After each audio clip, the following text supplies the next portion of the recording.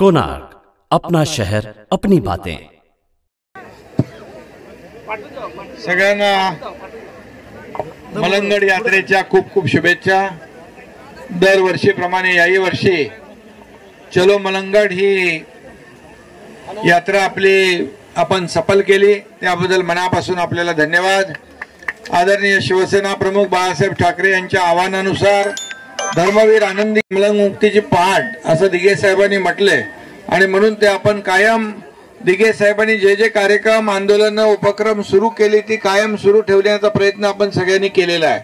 आणि त्यातला महत्त्वाचा जो मलंगड यात्रा ही त्या दिघे साहेबांच्या महत्त्वाच्या उपक्रमामधला एक महत्त्वाचा कार्यक्रम आहे आणि त्यामुळे आज देखील आपण सगळ्यांनीच या मलंगनाथाच्या दर्शनाला आपण सगळे आलेले आहात।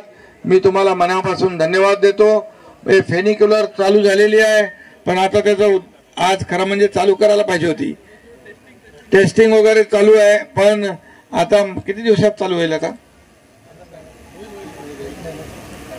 15 दिवसामध्ये फेनिक्युलर चालू होईल आणि तुम्हाला आता चढून जायची गरज नाही, डायरेक्ट बसा गाडीत डायरेक्ट वरती। म्हणजे जे जाऊ शकत नाही इच्छा असून सुद्धा त्यांच्यासाठी आहे, त्यामुळे सगळ्यांना दर्शन घेता येईल। आणि बरेच दिवस रखडलेला हा प्रकल्प आपण आता सुरू करतोय।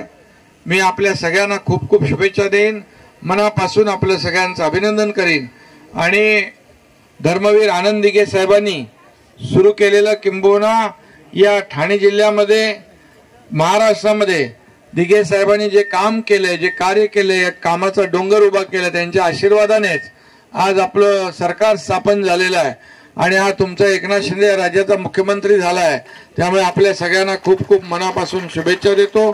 हे सर्वसामान्यांचं सरकार, गोरगरिबांचं, शेतकऱ्यांचं, कष्टकऱ्यांचं, माता भगिनींचं सरकार आहे, युवकांचं सरकार आहे।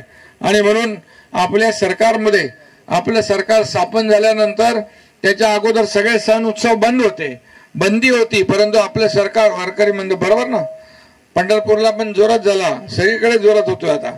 आणि म्हणून जसं आपलं सरकार आल्यानंतर सगळ्या सण उत्सवांवरची बंदी आपण हटवून टाकली।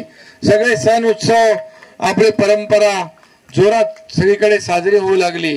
खरं म्हणजे महाराष्ट्र एक संस्कृतीचं आपलं एक परंपरा जपणारं राज्य आहे आणि म्हणून मी पुन्हा एकदा आज मलंगनाथाच्या दर्शनाला आपण आलेला आहात। मी आपल्या सगळ्यांचं मनापासून स्वागत करतो, मनापासून आपल्याला शुभेच्छा देतो। धन्यवाद। कोणार्क, अपना शहर अपनी बातें।